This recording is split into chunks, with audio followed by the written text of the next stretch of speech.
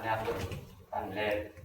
ఎందుకని బైబిల్ చదవడం లేదు, ఎందుకు మరి ఆ బైబిల్ చదవడానికి సమయం లేదు మనిషికి అని ఆలోచించే యోహాను సువార్త మొట్టమొదటి మొదటి వచనం 2వ వచనం ఆదియందు వాక్యం ఉండేను, వాక్యము దేవుని వద్ద ఉండేను, ఆ వాక్యమే దేవుడై ఉండేను, ఆ వాక్యమే దేవుడై ఉండేను.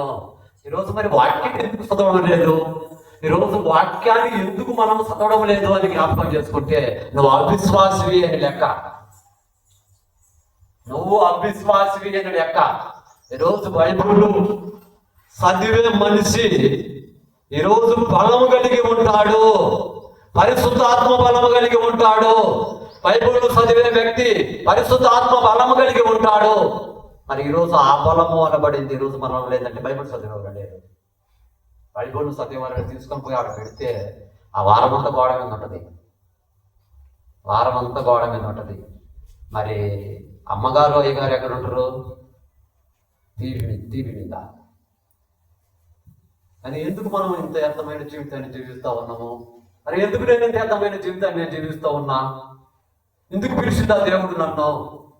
ఎందుకు పిలిచిండా దేవుడు నన్ను అనబడే రోజు దేవుని పిల్లలుగా వంచడమ్మా, ఇది అర్థమైంది కాదు. భూమి ఆకాశం గతించడు కానీ నా మాటలు ఎంత మాత్రములు గతించవు. ఏసమానుడు వచ్చనుడు. ఆ వచ్చినటువంటి సమయంలో మరి మన జీవితం ఎలా ఉంటుంది? మన జీవితం ఎలా ఉంటుంది? ఆయన చూస్తున్నటువంటి ఆయన సన్నిధిలో నిర్దోషిగా నిరపరాధులుగా జీవిస్తున్నామా? నేను నిర్దోషిగా జీవిస్తున్నాడా? ఈరోజు మనసులో మన మీద నిందమోపినా, ఒక మనిషి మనను నిందించినా, ఒక మనిషి మనను వేరేసినా ఆయన దృష్టిలో నిర్దోషులమై ఉండాలి. ఆయన దృష్టిలో నిర్దోషులమై ఉండాలి. ఆ నిర్దోషులుగా జీవించాలి. నా పిల్లలను ఎదురు చూస్తూ ఉన్నాడు దేవుడు. ఏ సమయంలోనైనా నిర్దోషిగా జీవించాలి సంఘం, నిర్దోషులై ఉండాలి నా పిల్లలు అని ఎదురు చూస్తూ ఉన్నాడు. ఈరోజు మన మీద ఎవరైనా ఒక తప్పితో మోటుకున్నప్పుడు దాన్ని చూస్తున్నటువంటి దేవుని సన్నిధిలో నేను నిర్దోషిని కానీ ఆయన ఏ నేరం చేయకుండా ఎన్నో నిందల పాలయ్యాడు, ఎన్నో అపనిందల పాలయ్యాడు. ఎంతో మంది ఆయనను ద్వేషించిన వారు ఉన్నారు, ఎంతో మంది ఆయనను దూషించిన వారు ఉన్నారు. ఇవన్నీ ఆయనకు జరిగినప్పటికీ ఆయన ప్రతి విషయంలో తండ్రి ఆధీనంలో నిర్దోషైనాడు కాబట్టి సమాధుల నుంచి సజీవునిగా లేపబడ్డాడు. తండ్రి, నువ్వు నాకు ఏమి ఇచ్చున్నావో నేను దాన్ని పోగొట్టుకొనక అట్టి దినమును దాన్ని లేపుడియే నన్ను పంపిన నా తండ్రి చిత్తమై ఉన్నది. నువ్వు నాకు ఇచ్చిన దాన్ని నేను పోగొట్టుకుని లేదయ్యా దాన్ని కూడా. ఈరోజు దేవుని పిల్లలుగా మరి మనకిచ్చిన దాన్ని మరి గట్టిగా పట్టుకొని ఉన్నామేమో ఒకసారి ఆలోచించండి.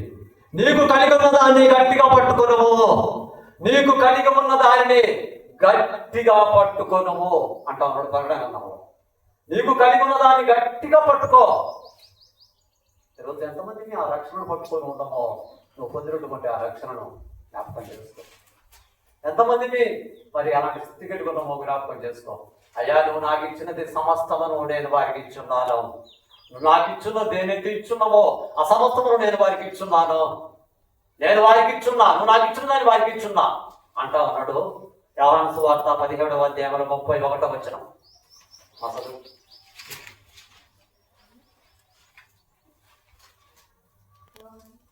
17:30.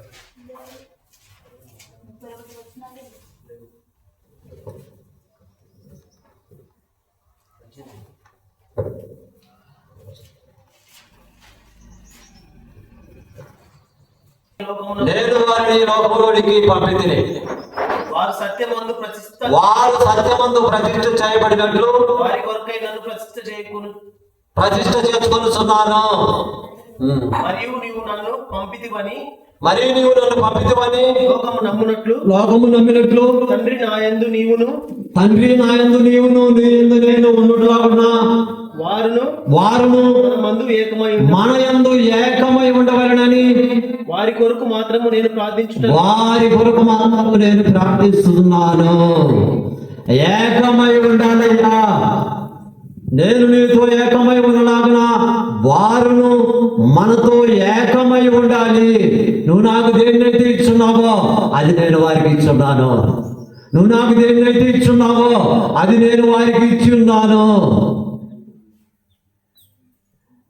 మరి ఈరోజు దేవుడు అలాంటి దాన్ని ఈరోజు మనకి చూడగా, ఈరోజు దేవుని పిల్లలుగా ఎంతమంది మరి భయపడుతూ శరీరముతో లేపడానికి అది నేను వారికి ఇచ్చున్నాను, ఆ అధికారాన్ని నేను వారికి ఇచ్చున్నాను. నీలో నేను అధికారాన్ని పొందినట్టు నా పిల్లలు కూడా అధికారాన్ని పొంది నీవు నేను వారు ఏకమై ఉండాలి. నా పిల్లలు నాతో ఏకమై ఉండాలి. దేవుడు నాకు ఇచ్చున్నటువంటి మహిమను నేను వారికి ఇచ్చున్నాను. ఈరోజు మనం ఎంతమంది మరి భయపడుతూ ఉన్నామో, ఎంతమంది అలాంటి నిరీక్షణ కలిగి ఉన్నామో మరి ఆలోచన చేయండి. ఎంతమంది అలాంటి నిరీక్షణ కలిగి నేను దేవుని కుమారుణ్ణి, నేను దేవుని కుమార్తెను,